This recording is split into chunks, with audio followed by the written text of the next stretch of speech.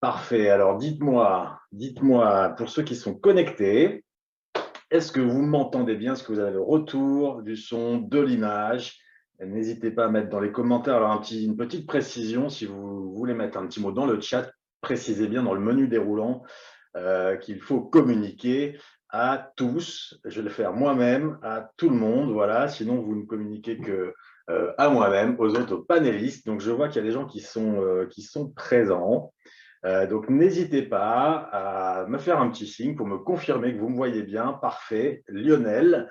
Bonsoir Lionel, merci d'être connecté. Alors ce soir, on va se parler du business des entrepreneurs, on va se parler d'énergie, on va se parler de pouvoir, reprendre le pouvoir. Alors je ne vais pas faire un discours politique, bien sûr, ce n'est pas l'objet. On va se parler de notre pouvoir de décision quand on est manager, quand on est chef d'entreprise et qu'on peut se sentir parfois un petit peu justement démuni. Alors, vous allez pouvoir me dire, pour ceux qui sont connectés, en commentaire, quelle est votre activité, votre secteur d'activité, d'où vous venez, de la Normandie ou d'ailleurs, et puis me dire également si vous managez une équipe ou pas, si vous êtes à la tête d'une entreprise ou pas, si vous envisagez de le faire, si vous hésitez à vous lancer, si vous avez l'intention de vous lancer, si vous êtes sur un domaine porteur ou un domaine qui est un petit peu chahuté en ce moment. Donc, n'hésitez pas à me le dire. Voilà, ça me permet de savoir un petit peu qui est dans le public en termes de profil et de secteur, et ça me permet surtout d'adapter un petit peu mon discours et d'aller chercher des exemples qui me parlent. Voilà, alors Lionel qui est connecté, vous allez pouvoir me dire, Lionel, ce que vous faites, et puis les autres qui vont nous rejoindre au fil de l'eau, les autres qui étaient inscrits vont pouvoir également mentionner leur secteur d'activité et s'ils managent une équipe ou pas. Alors ce soir, on est là pour se parler de l'entrepreneuriat.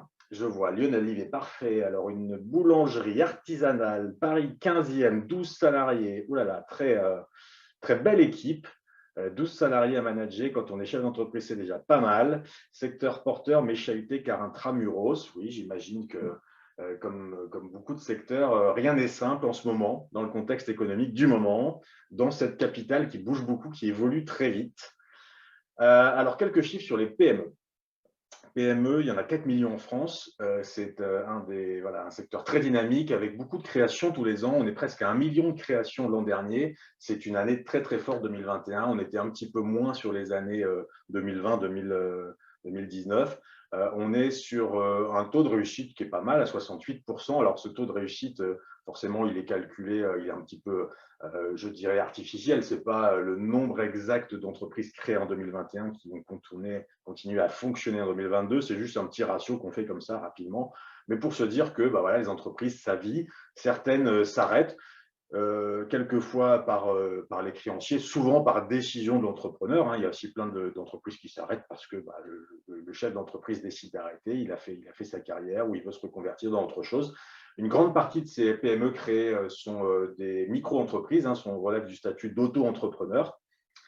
Alors, j'ai mis un pourcentage qui alerte, 85% créent leur entreprise sans prévisionnel. Alors souvent, un prévisionnel, on en fait un quand on doit aller chercher un crédit bancaire.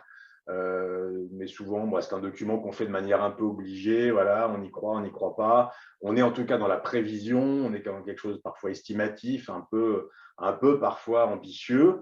Est-ce que une fois qu'on a le crédit, une fois qu'on a créé les statuts, souvent, on le met dans un tiroir, on l'ouvre plus et on l'oublie. Mais néanmoins, ça reste un outil intéressant de se projeter tout le temps en termes de business. Alors, je ne vais pas vous faire un discours comptable ce soir. Moi, ce que je veux, c'est vous aider à avoir une vision vers laquelle on veut aller et se poser la question, j'y vais ou j'en prends le chemin ou est-ce que je suis encore très loin. Deux autres chiffres qu'il faut aussi souligner, 35% des entrepreneurs sont en risque de burn-out. Ça, c'est une étude en plus récente qui le montre. Donc, la part est très importante et 10% sont même en danger. Ça, c'est vraiment des signes qu'il faut prendre en compte et sur lesquels on peut agir et sur lesquels on peut apporter de l'aide, en tout cas, ne serait-ce qu'en partageant des idées ce soir. 54% des managers n'ont jamais demandé à l'être. C'est des opportunités qui se présentent parce que ce sont de bons commerciaux, de bons techniciens, de bons professionnels.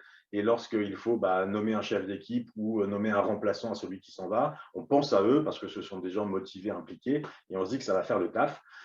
Et c'est vrai qu'ils peuvent être très impliqués, très motivés. Il n'empêche que est-ce qu'ils sont véritablement armés, outillés, formés pour pouvoir aborder le poste dans de bonnes conditions? Ça, c'est pas sûr.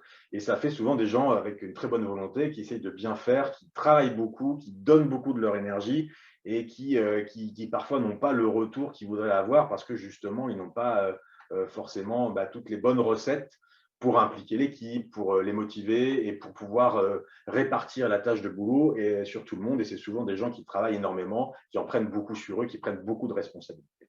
Voilà, donc tout ça, ce sont des chiffres qui nous invitent à regarder de près ce secteur de l'entrepreneuriat et de ceux qui sont chefs d'entreprise.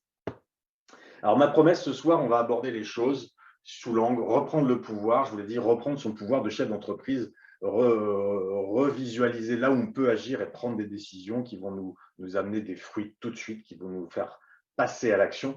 C'est la deuxième promesse, comment on repasse à l'action quand on est à un moment donné, quand on se sent bloqué, quand on se sent coincé par les événements, par la situation. Lionel, vous le disiez tout à l'heure, un secteur chahuté, Paris intramuros, et on a l'impression de subir parfois des décisions qui ne nous appartiennent pas et qu'on n'a pas le choix d'appliquer.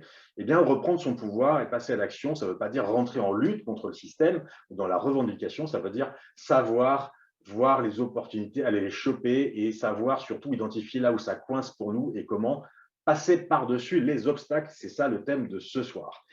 Avec une finalité, renouer avec les clients, aller chercher plus de clients, des clients qui nous conviennent mieux, qui nous payent mieux, en tout cas ceux avec qui on a envie de travailler.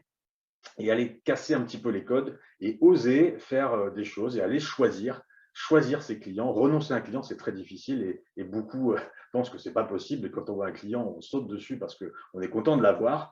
Eh bien non, je vais prêcher le contraire ce soir. Pour ceux qui ne me connaissent pas, pour ceux qui sont là ce soir et ceux qui me verront en replay et qui ne me connaissent pas, en quelques mots qui je suis Nicolas Deseine, j'ai plus de 20 ans d'expérience dans l'industrie automobile. J'ai managé des projets, des équipes de maintenance, de fabrication, de prévention. J'ai découvert le management, j'avais à peu près 30 ans. Ça m'a beaucoup plu. J'ai testé plein de choses. Je me suis frotté à plein de situations dans l'industrie, un petit peu sous pression. On vit de belles expériences très formatrices, croyez-moi. Et puis un jour, j'ai décidé de tourner cette page-là. Les événements ont fait en sorte que je la tourne. À un moment donné, j'ai eu un gros ras-le-bol, un gros moment de fatigue, un gros moment d'épuisement, on peut dire un burn-out. Je ne cache pas. C'est arrivé à un moment donné où je ne pensais pas que ça allait me venir. Je pensais que je pourrais encore faire quelques années de plus, mais finalement, j'ai pris ça comme une opportunité de faire autre chose, de travailler autrement dans d'autres secteurs, avec d'autres personnes, sous d'autres formes, et d'aller défendre des valeurs qui me sont fortes et que peut-être finalement je n'arrivais pas à combler et contre lequel je devais lutter, même peut-être parfois au quotidien. Et donc, quand on lutte contre ses valeurs propres, on s'épuise, on dépense beaucoup d'énergie, souvent pour un résultat moyen. Tout à l'opposé, lorsqu'on travaille en accord avec ses valeurs, là, pour le coup, on est bon, on est performant assez naturellement, on laisse peu d'énergie, on trouve de bons résultats et on partage de belles choses avec les gens avec qui on bosse. Et c'est ce que j'appelle prendre mon propre chemin, c'est défendre ma vision du management, ma vision des choses, ma vision de l'entrepreneuriat. Et c'est ça que je prêche aujourd'hui. Entre deux, je me suis formé au coaching pour être un peu plus outillé et et j'ai appris beaucoup de choses sur le comportement humain, sur le comportement du cerveau, sur les neurosciences qui me servent chaque jour pour accompagner les entrepreneurs et lever des verrous, lever des blocages psychologiques qu'on ne soupçonne pas en général. Voilà, et je suis très fier de dire que j'ai fait l'école de David Laroche. Alors, cette aventure, je ne la vis pas tout seul, j'ai rejoint mon épouse qui avait créé une société en 2019. Aujourd'hui, nous sommes associés et nous défendons ces valeurs qui nous tiennent à cœur tous les deux, l'authenticité, le partage, la co-construction, ça c'est quelque chose qui est important. Nous ne sommes pas des consultants qui allons déployer une méthode rouleau compresseur toute faite. Nous, on travaille avec nos clients, on les accompagne et on met sur pied une solution qui leur ressemble, qui leur permet d'atteindre leurs objectifs, de réaliser leurs rêves, qu'ils soient professionnels ou personnels. Et on va chercher la solution qui est cachée en vous. Ça, c'est fort. Alors, bien sûr, pour tous ceux qui assistent à ce webinaire, qui se sont inscrits, vous bénéficierez d'un petit cadeau qui sont les slides qu'on vous enverra en fin de semaine par mail. Et puis, bien sûr, restez concentrés. Couper les pop-up et tous les messages qui arrivent sur votre téléphone. et restez concentrés. Prenez quelques notes parce que je vais vous poser quelques questions qui vont peut-être vous interpeller. Faites l'exercice jusqu'au bout, essayez d'y répondre. Vous verrez, c'est assez marrant. Ça permet de vous situer. Alors, en particulier, ce webinaire vous concerne ce soir si vous avez créé votre entreprise il y a quelques années, si vous avez connu un bon démarrage et qu'aujourd'hui, vous vivez une petite baisse d'activité, en tout cas, un contexte un peu mouvant qui vient vous mettre de la contrainte et qui vient, à vos yeux, brider un petit peu votre évolution.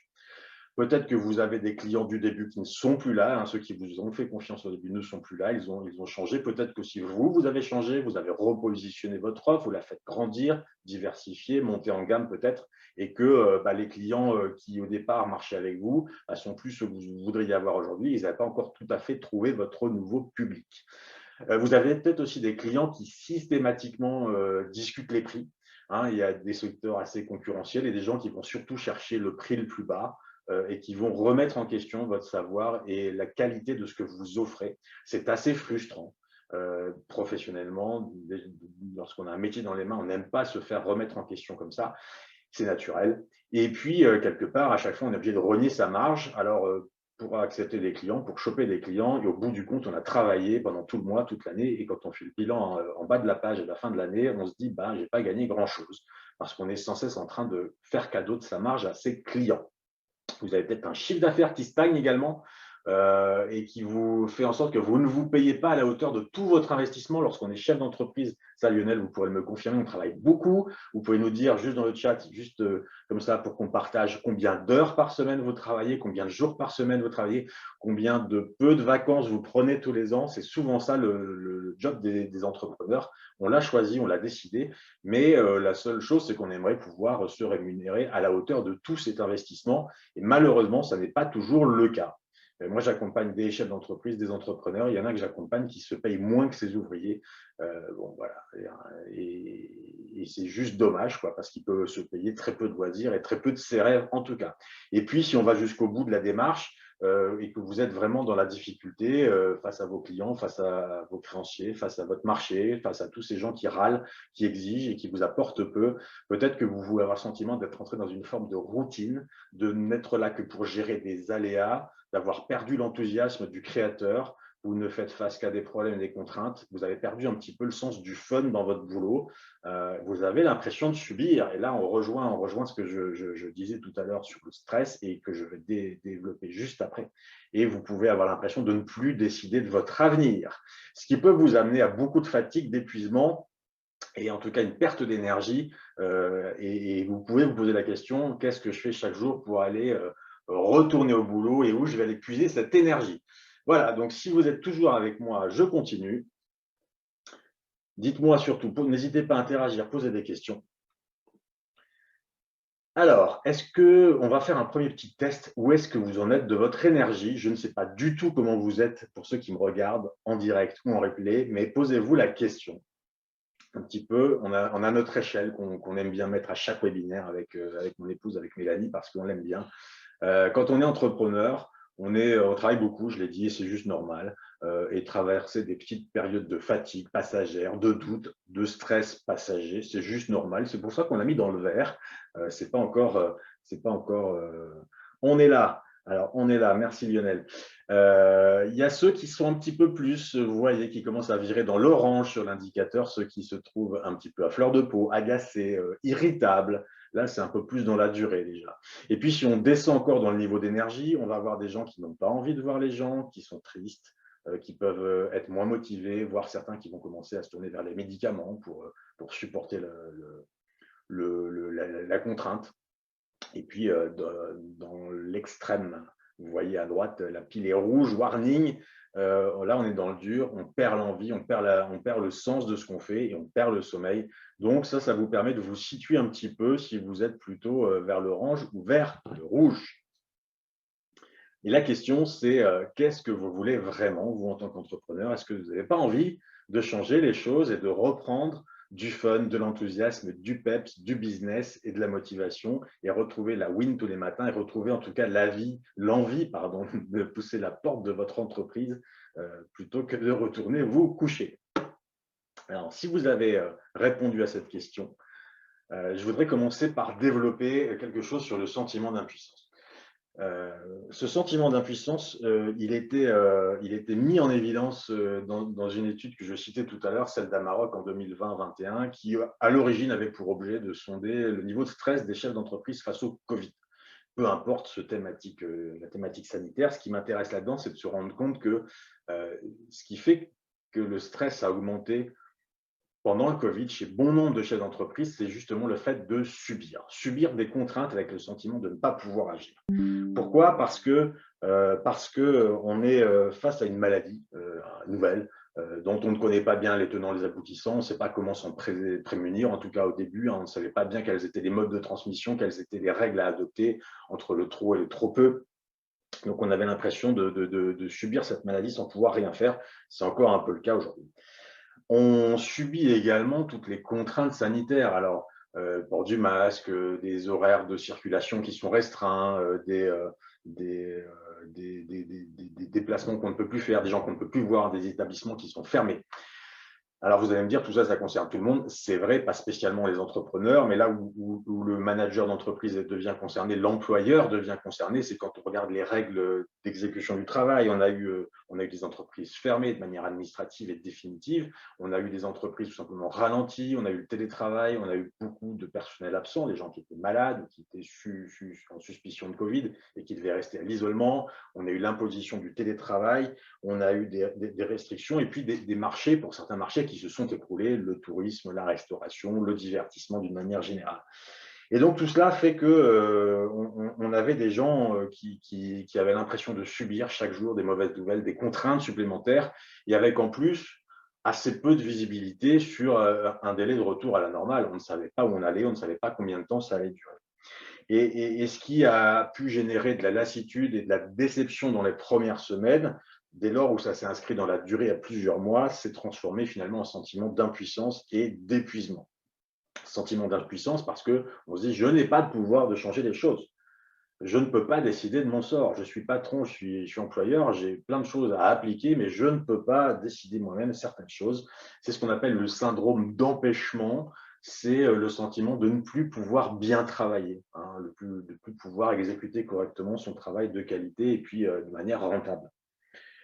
Et ce sentiment d'impuissance, à partir du moment où il était répété pendant longtemps, il a finalement, c'était montré, générer une altération aussi de la capacité de décision. C'est-à-dire que, pas la capacité de décision, mais la capacité à voir les opportunités, voir des choses qu'on pouvait saisir. Et finalement, c'est là où est le vrai danger pour les entrepreneurs. C'est que pendant 2 ans, notre cerveau a de lui-même fermé plein de portes parce qu'il y en avait tellement face à lui qu'il a considéré qu'il n'y en avait plus à ouvrir. Et on a pu perdre, pour certains, cette capacité à aller chercher les opportunités de business, de clients, d'organisation, de recrutement. Et donc, une forme de vigilance d'entrepreneur en baisse. Alors, il y a eu le Covid, et je prenais cet exemple parce que c'est ce sur quoi est basée cette étude, mais il y a eu d'autres événements avant. Il y a eu les périodes de mouvements sociaux, les gilets jaunes, là, du début du premier quinquennat d'Emmanuel Macron. Et sans faire de politique du tout, simplement du point de vue entrepreneurial, on peut se dire, voilà, il y a eu des périodes compliquées, avec des circulations bloquées, des ronds-points bloqués pendant plusieurs week-ends, pendant plusieurs semaines, avec des commerçants qui ont été obligés de fermer parce que systématiquement mis à mal pendant les week-ends pour ceux qui étaient sur le trajet des manifestations. Si on remonte sur d'autres événements beaucoup plus récents, il y a l'Ukraine, que beaucoup ont pris comme une contrainte. Alors, cette guerre est malheureuse pour les personnes, hein, pour les populations, elle l'est pour tout le monde, y compris sur le plan économique, mais là aussi, on est dans je subis. Je subis des décisions qui ne m'appartiennent pas, qui sont parties de l'autre côté de la planète, par des gens qui ont un pouvoir sur lequel je ne peux rien faire, hein. On peut, comme je dis souvent, on a le droit d'aller manifester place de la République à Paris pour soutenir le peuple ukrainien et exprimer en tout cas son soutien, c'est une belle chose. Mais je doute fort que ça fasse un jour fléchir Poutine. C'est pas ça en tout cas qui va le faire fléchir et lui faire changer d'avis. Et donc là, on est finalement face à des chefs d'entreprise qui subissent Du coup, l'arrêt de certains marchés, l'arrêt de la mise à disposition de certaines ressources, les céréales, le gaz et tout un tas de matériaux, des augmentations de prix qui arrivent de partout, justifiées plus ou moins, des flux qui sont interrompus, des corps de métier en tout cas sur lesquels on a des difficultés. J'ai envie quand même néanmoins de remettre ça en perspective et de vous dire, pour les chefs d'entreprise qui pensent vraiment que tout ça est très contraignant, j'ai envie de reprendre, faire quelques pas de recul et vous dire, est-ce que c'est pas le rôle des chefs d'entreprise que de justement savoir faire face à cela? Est-ce que ce n'est pas le rôle des managers que d'être là justement pour prendre des décisions et en particulier lorsqu'elles sont difficiles à prendre ou lorsque l'environnement est complexe, hein, c'est un peu ça le rôle des entrepreneurs.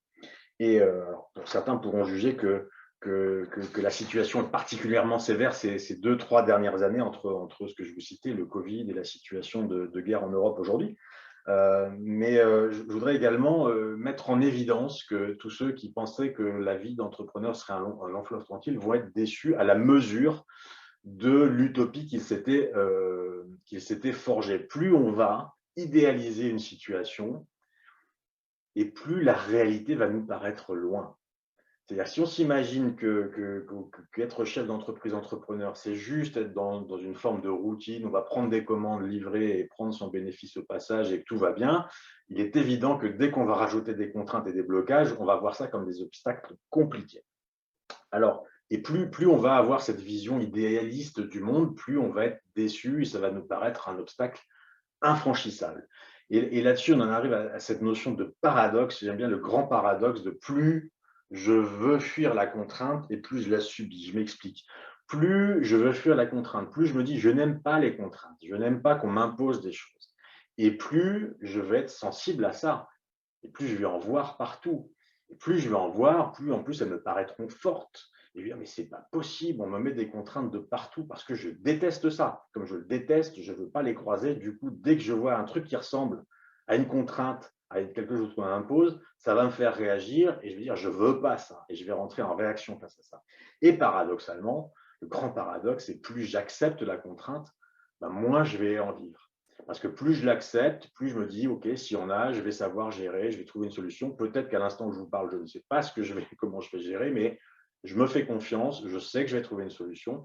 Et pour le coup, si je vois les choses comme ça, les contraintes que je vois face à moi me paraissent moins insurmontables, plus petites, voire je finis par ne plus en voir autant.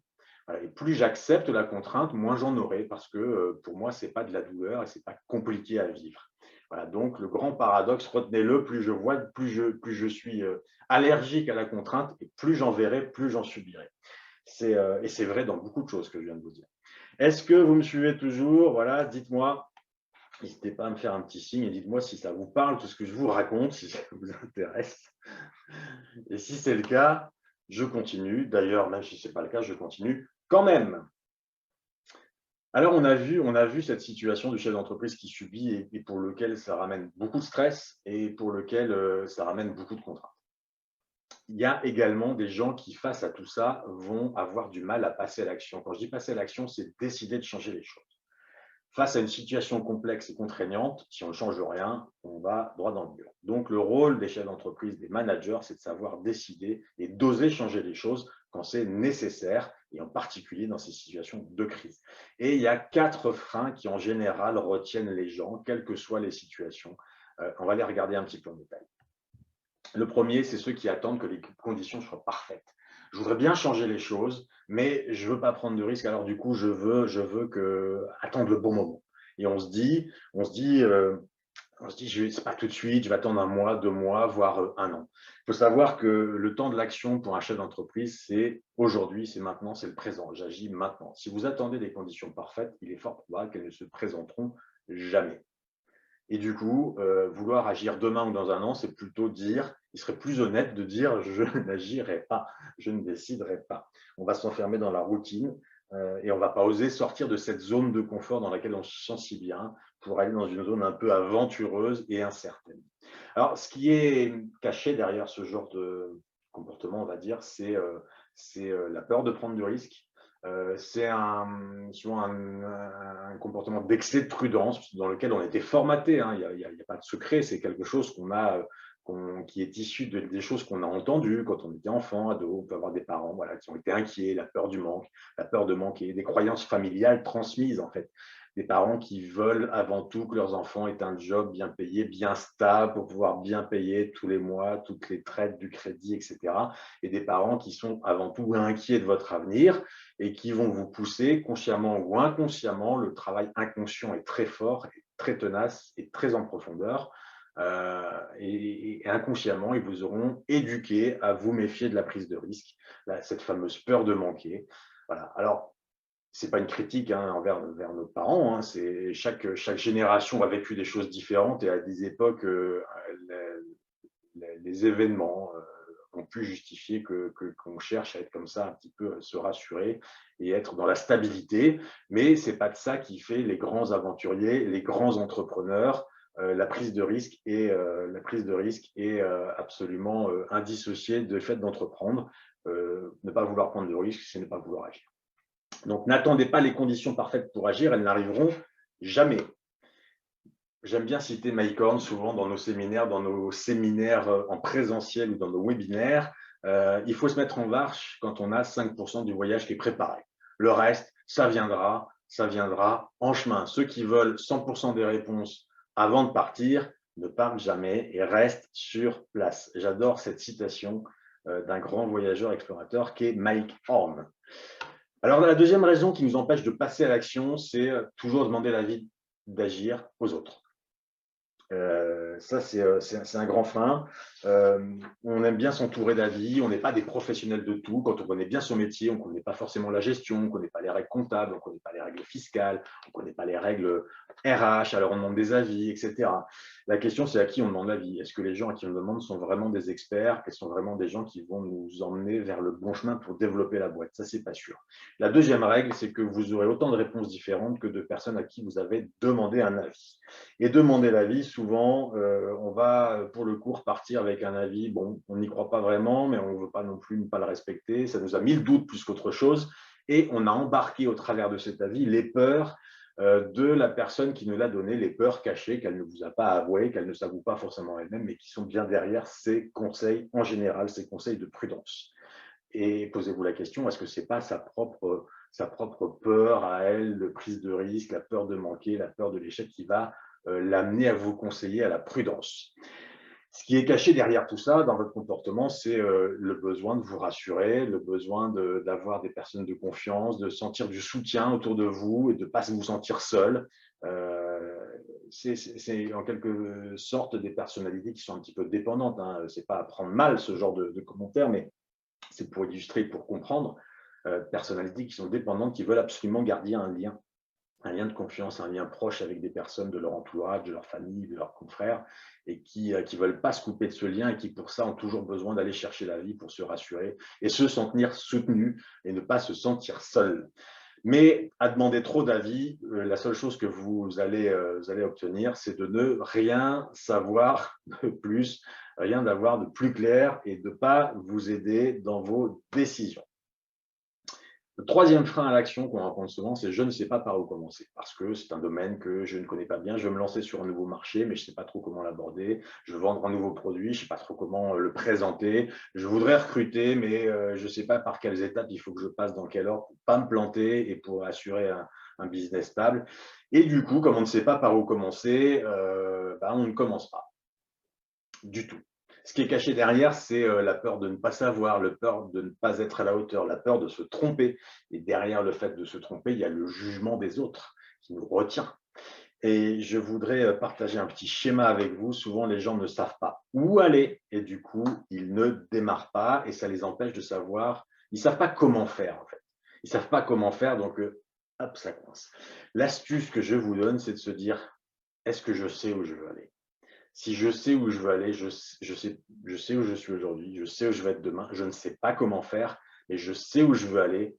Et si on arrive à se projeter dans ce schéma de je sais où je veux aller, alors ça va nous aider à trouver le comment. Le comment viendra après. Il faut d'abord savoir le où, être convaincu, avoir vraiment envie de savoir où on veut aller. Et à ce moment-là, je vous garantis, le comment viendra naturellement.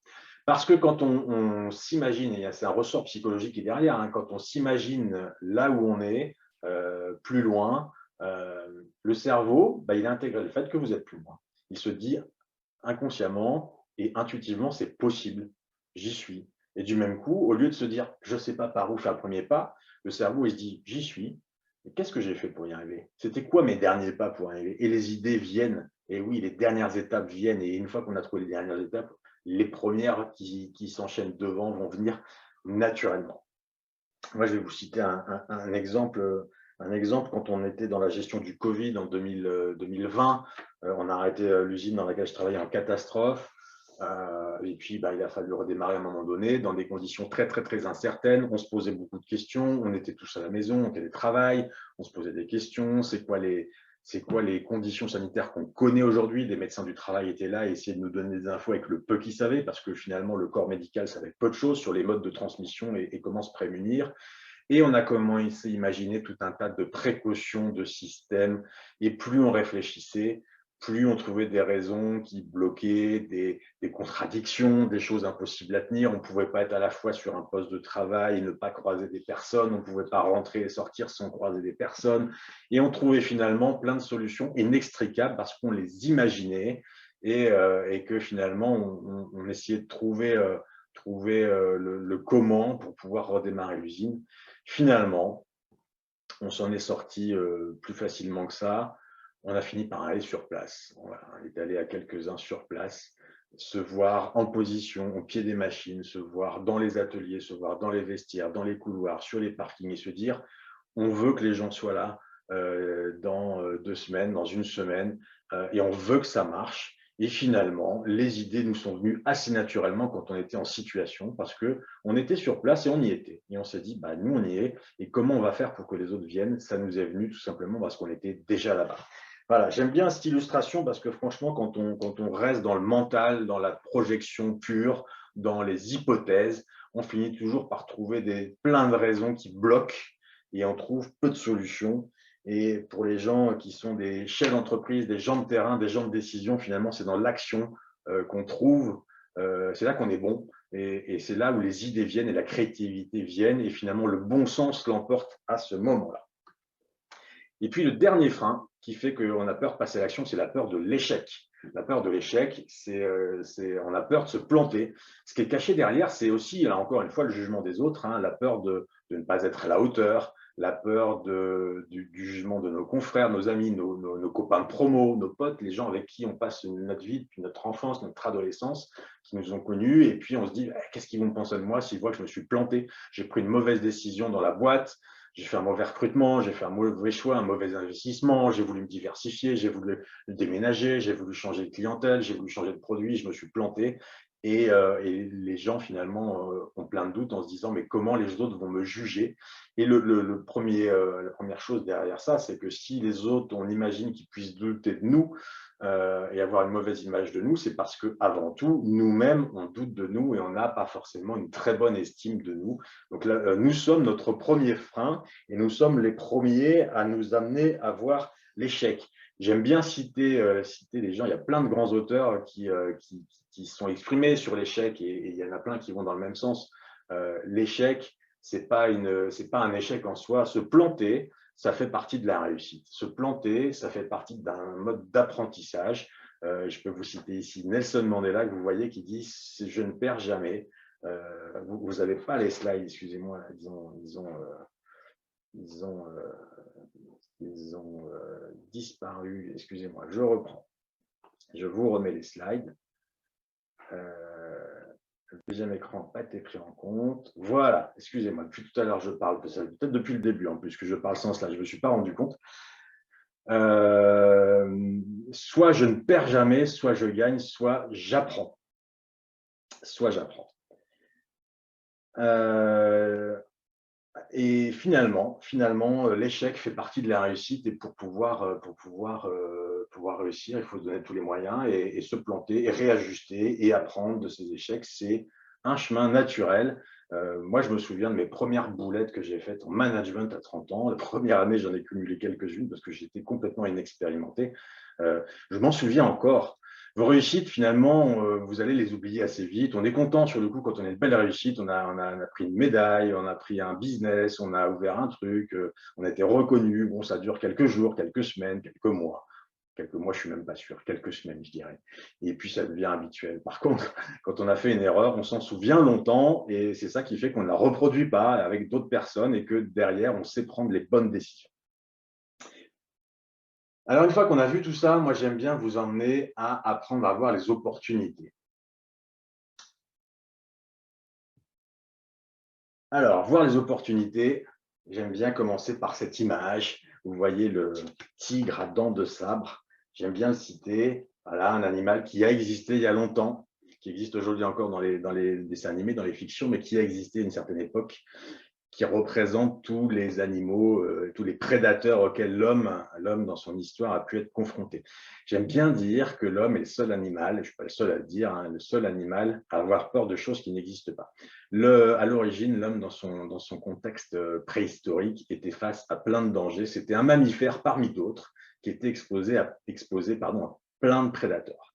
Il avait de bonnes raisons d'avoir peur, parce qu'il avait face à lui de vrais dangers. Il pouvait avoir peur des fauves, peur des mammouths, peur de tout un tas de prédateurs qui pouvaient venir le blesser, le tuer.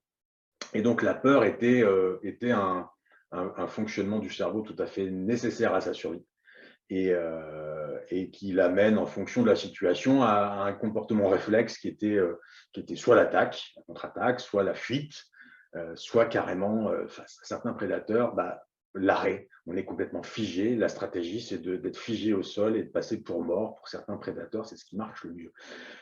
C'était utile à l'homme parce qu'il avait face à lui des vrais dangers.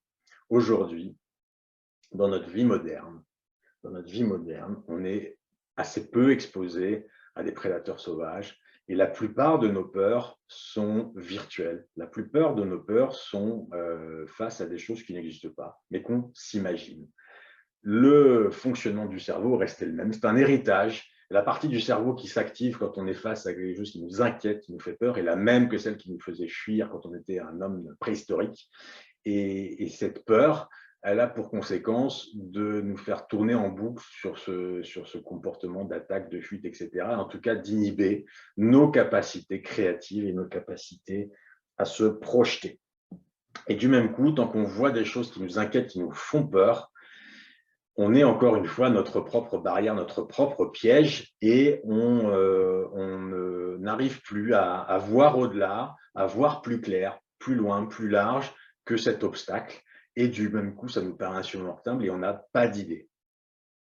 La notion de danger est avant tout une affaire de perception. Hein. C'est nous qui décidons de voir un obstacle ou un danger comme grave, imminent, comme vraiment bloquant ou comme anodin. C'est juste une question de perception. Tout ça, c'est nous qui le traduisons puisqu'il n'y a rien de réel. Et voir les opportunités, c'est exercer son cerveau à faire une petite pause, prendre du recul et se dire, face à cette difficulté que j'imagine qui pourrait se présenter à moi, qu'est-ce qu'elle a de bon? Qu'est-ce qu'elle a de bon? Chaque difficulté qui se présente peut être l'opportunité d'être plus créatif, de faire autrement et de progresser et de se démarquer des concurrents.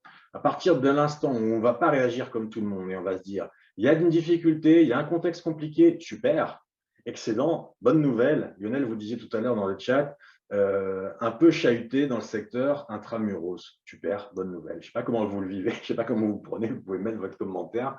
Mais moi, je me dis comme ça, super, si vous êtes chahuté, tous les autres le sont aussi. Il y a ceux qui vont avoir peur et qui vont se bloquer et ne plus rien faire, puis il y a ceux qui vont se dire comment on réagit et comment on en fait une opportunité de développement du business.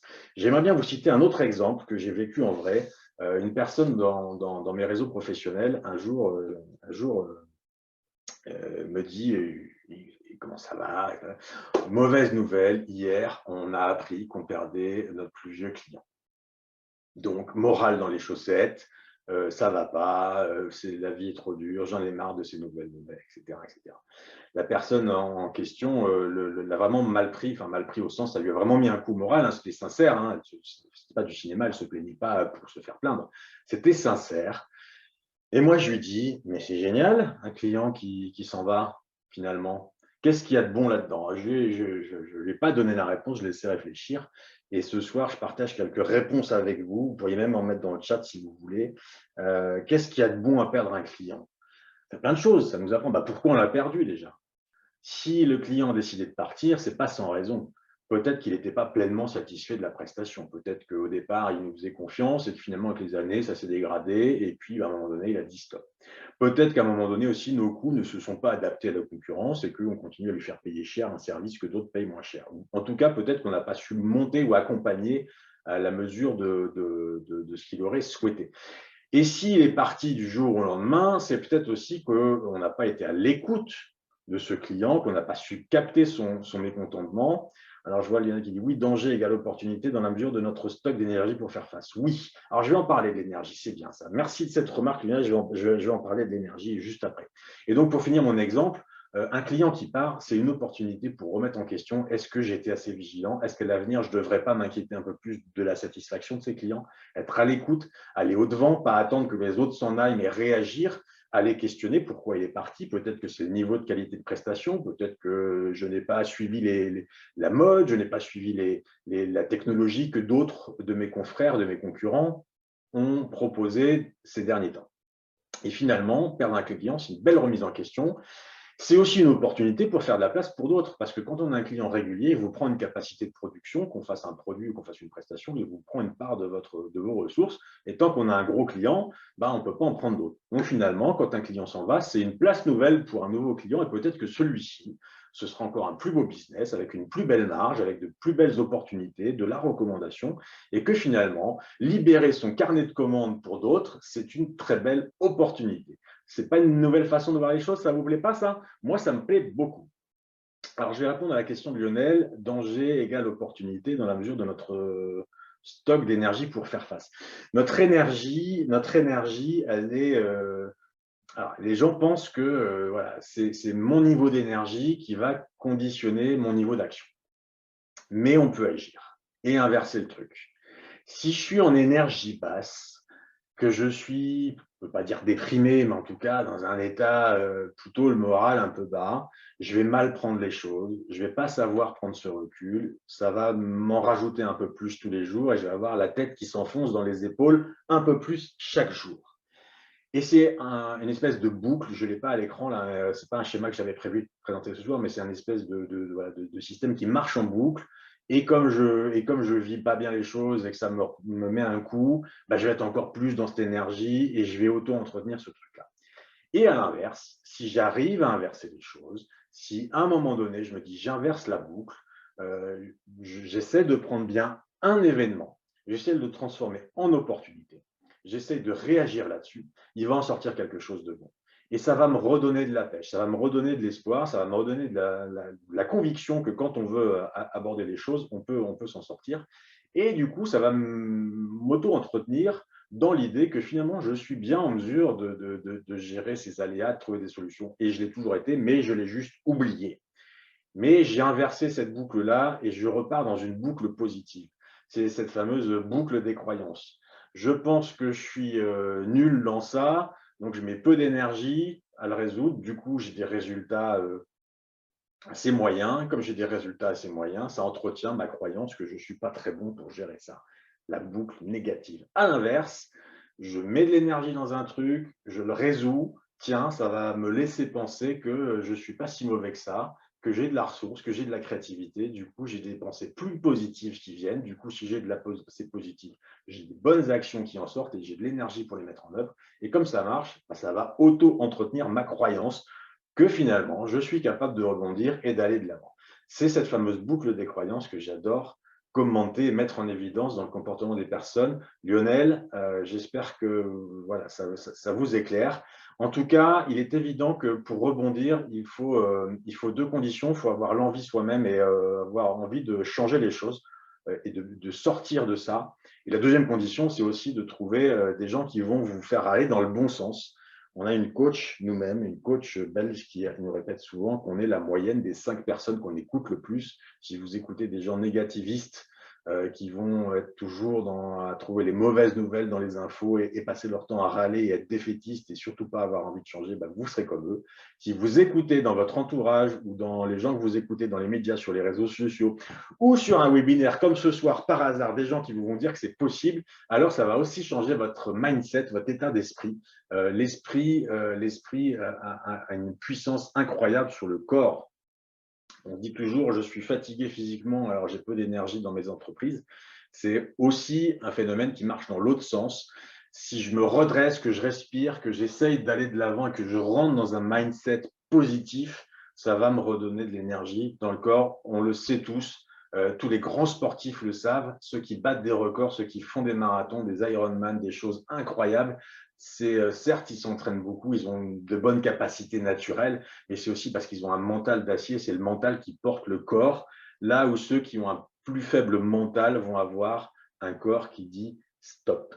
Donc le mental et la posture mentale influent l'énergie physique et pas l'inverse. Et pas l'inverse. Et également, je disais, faites attention à qui vous écoutez, écoutez des bonnes personnes et faites-vous accompagner, entourez des bonnes personnes. Il faut savoir qui on écoute dans son entourage et dans les gens à qui on bosse. Alors, tout ça, vous allez me dire, il est où le lien avec le business? On l'a abordé de manière implicite ou pas, mais je vais faire un grand récapitulatif. Vous allez voir le lien avec le business. Je vous ai parlé de subir et de stress. Je vous ai parlé de je ne sais pas où je vais, alors du coup, je suis bloqué. Tout ça, on le retrouve comment? On le retrouve dans votre business. Déjà, la question, c'est vous en êtes où avec vos clients? Est-ce qu'ils sont assez nombreux? Est-ce que vous avez assez de clients? Est-ce qu'ils sont prêts à payer vos produits, vos prestations au bon prix? J'entends par là, si vous avez un positionnement moyen de gamme ou haut de gamme et que vous avez des gens qui cherchent avant tout à tirer le prix le plus bas, ils ne sont pas forcément, voilà, c'est pas avec eux que vous allez vous éclater. C'est des gens qui vont tout le temps demander des rabais, des remises, qui vont vous faire lanterner pendant longtemps pour ne pas se décider. La question, c'est s'ils sont très exigeants sur le prix, est-ce qu'ils seront satisfaits à la fin? Probablement pas. Parce que les gens qui ne sont pas prêts à investir dans des prestations ou des produits de qualité seront toujours insatisfaits. Ils auront toujours le sentiment d'avoir payé trop cher pour ce qu'ils ont. Du même coup, est-ce qu'ils seront prêts à vous recommander? Ça, c'est pas sûr. Est-ce que vos clients seront vos meilleurs commerciaux?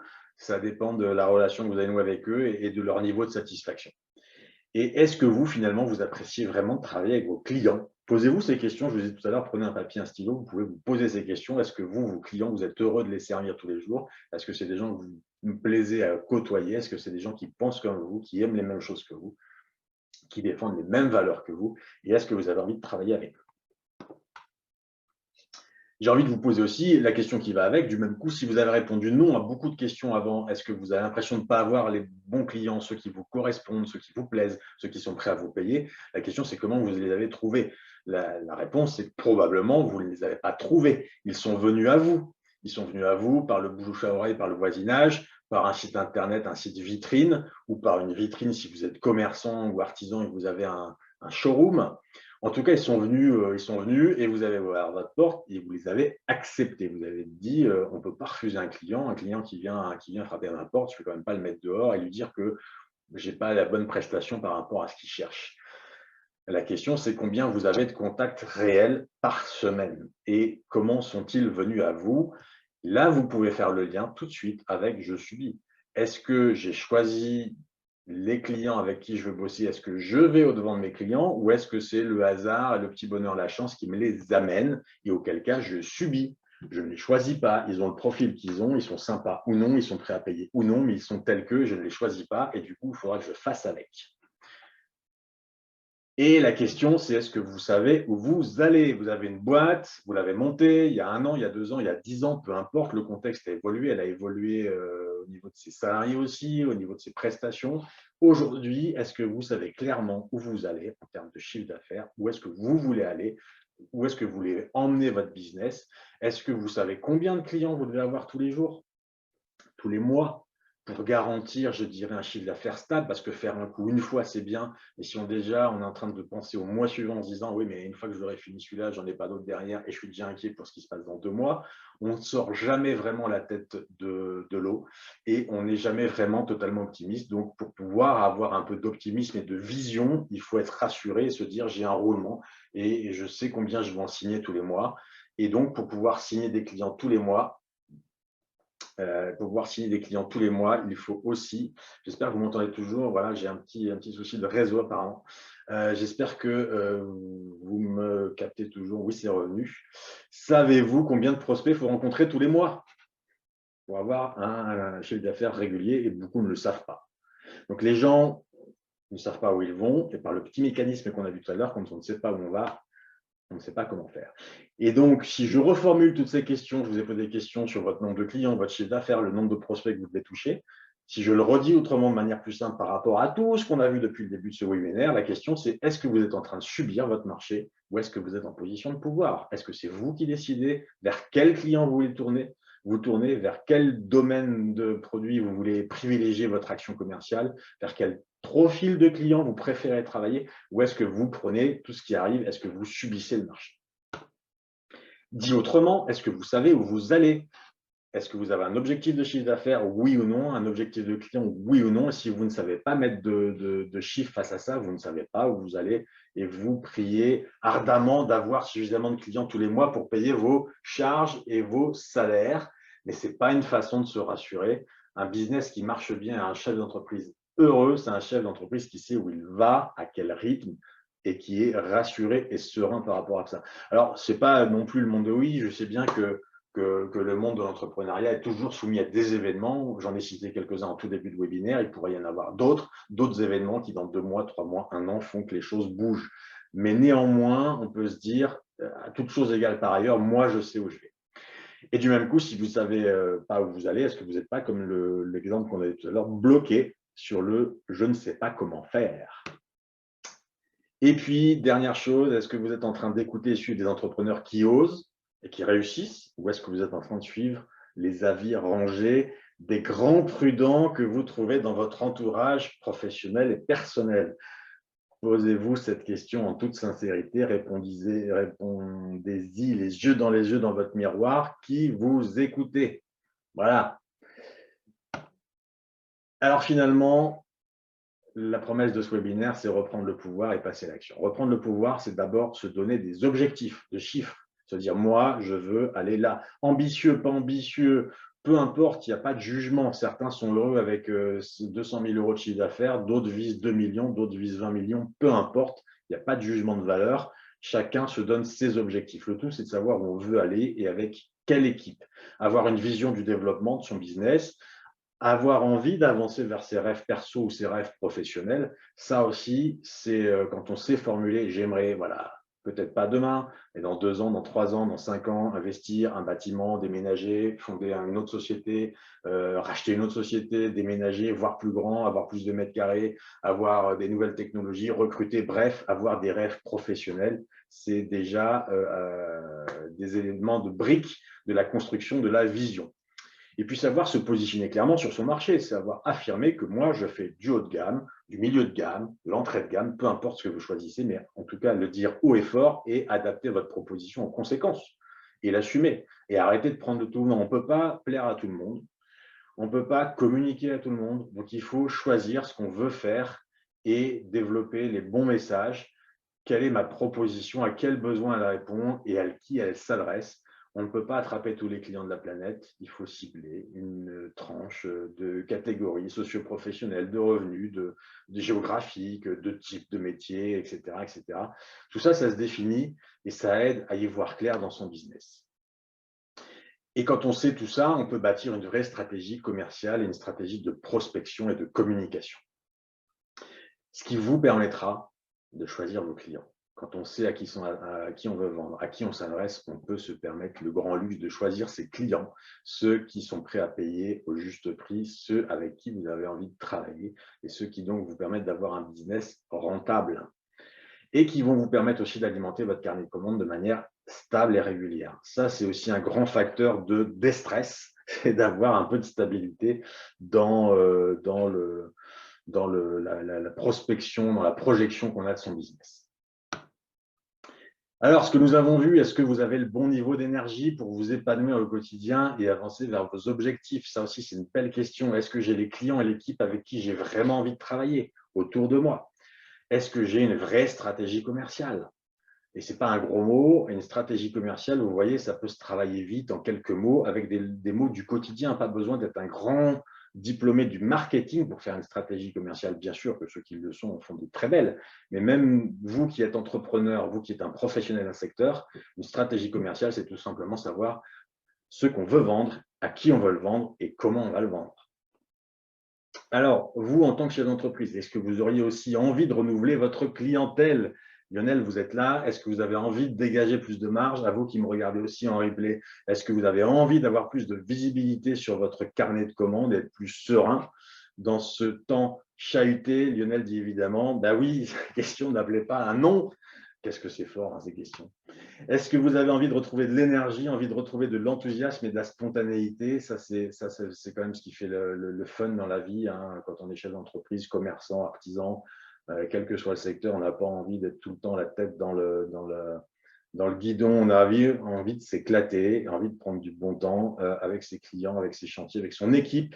Est-ce qu'aujourd'hui, vous êtes déterminé à passer à l'action? Si oui, alors, ma proposition pour que vous avanciez, je vous propose des entretiens gratuits, 30 minutes, un entretien stratégique sans engagement qui vous permet de tout simplement faire le point sur votre situation.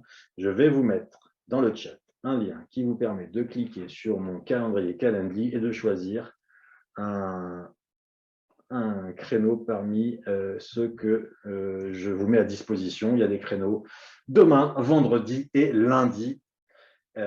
Et ces 30 minutes vous permettront de faire le point sur votre situation. Qu'est-ce qui vous drive aujourd'hui? Qu'est-ce qui consomme votre énergie? Qu'est-ce qui vous bloque? Vous disiez tout à l'heure, Lionel, on a peut-être du mal parfois à trouver l'énergie justement pour voir les opportunités. Ben, c'est super de le partager. Je ne dis pas que c'est super comme situation, je dis en tout cas c'est super d'avoir osé le partager. Et ça, c'est un vrai truc sur lequel on peut bosser. Qu'est-ce qui va vous redonner de l'énergie? En quoi ce que vous avez face à vous peut être transformé en une opportunité? Et qu'est-ce qui vous met encore mal à l'aise et qu'il faudrait arriver à débloquer pour que vous vous sentiez serein. Donc, ma proposition vous permettrait de renouer avec les clients. C'est ça la question. Ce n'est pas en 30 minutes qu'on va renouer avec les clients, mais en tout cas, on va se dire qu'est-ce qu'on a envie de changer et sur quoi il faut agir pour se rapprocher de cette situation un peu idyllique que j'ai décrite avec des clients nombreux qui payent bien et qui vous sourient et qui vous recommandent. Comment restaurer aussi votre rentabilité? En allant chercher des clients en accord avec les marges que vous avez besoin de pratiquer, et comment retrouver de l'enthousiasme et de l'énergie de l'entrepreneur. Donc voilà, si vous cliquez sur le lien que j'ai mis en commentaire, vous aurez un entretien avec moi de 30 minutes, un entretien stratégique.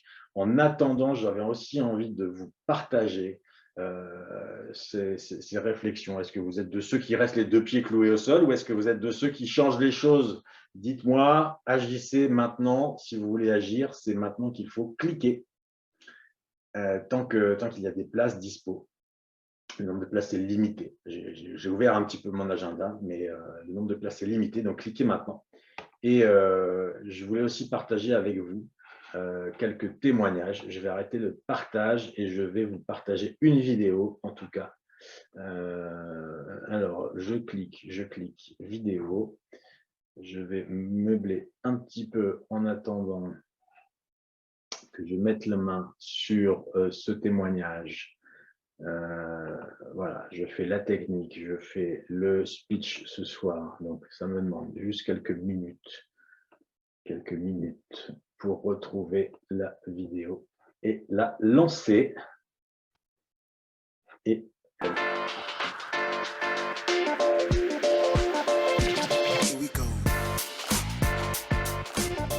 alors, je suis avec Bruno qui a pris un coaching avec moi que j'ai accompagné pendant 5 mois. Bruno, est-ce que tu peux nous dire qu'est-ce qui t'a amené à te lancer dans cette démarche? Qu'est-ce que tu voulais trouver au travers de ce coaching? Déjà, pourquoi je me suis lancé dedans en tant qu'une entreprise qui se développe? Au bout d'un moment, on ne peut pas être géré à tous les postes à la fois. Il faut prendre un petit peu de recul et comment dire, y arriver à maîtriser toutes les parties d'une entreprise, chose qu'on ne peut pas faire quand on est la tête dans le guidon. Donc, tout ça, il y a des moyens qu'obligatoirement on n'a pas au départ et qu'il faut apprendre.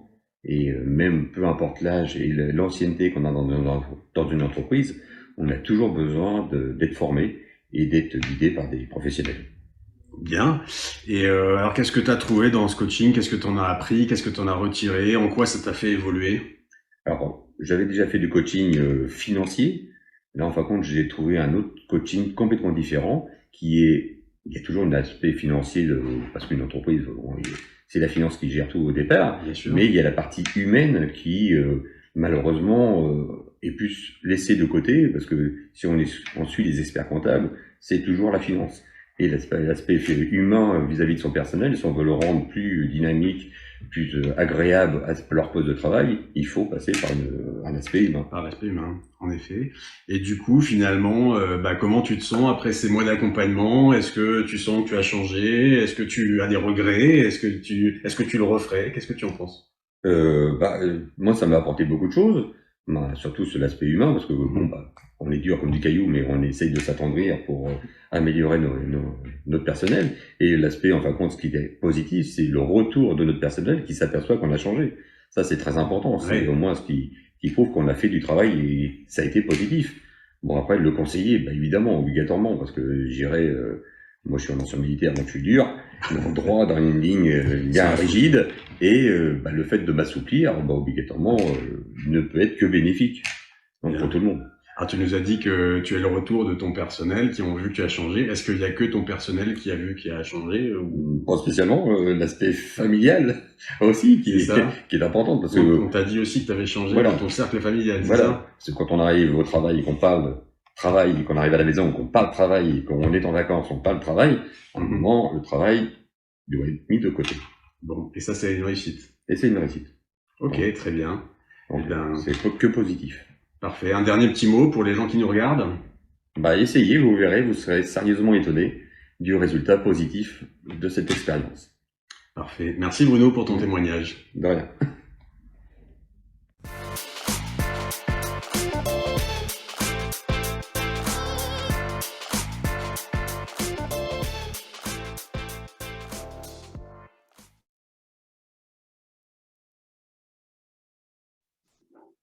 Alors, welcome back. Voilà, j'espère que check, tout va bien sur le retour. Alors, du coup, je vais vous repartager les derniers slides. Voilà, ils arrivent. C'est bon. C'était notre témoignage du jour. J'ai sélectionné aujourd'hui Bruno. Bruno, vous avez vu, qui a bénéficié d'un coaching et je vais pas me priver de vous donner ses résultats parce que lui-même les annonce. Pas dans cette vidéo. On a tourné cette vidéo, il n'avait pas son compte de résultats. Et depuis, Bruno, il a retémoigné à nouveau pour moi dans un séminaire. Il a annoncé ses chiffres. Il faut savoir que Bruno avait une dizaine de salariés quand j'ai bossé avec lui. Il faisait 4,5 millions de chiffre d'affaires. Un an plus tard, il a doublé son nombre de salariés. Ils sont 19 et il va bientôt recruter le 20e.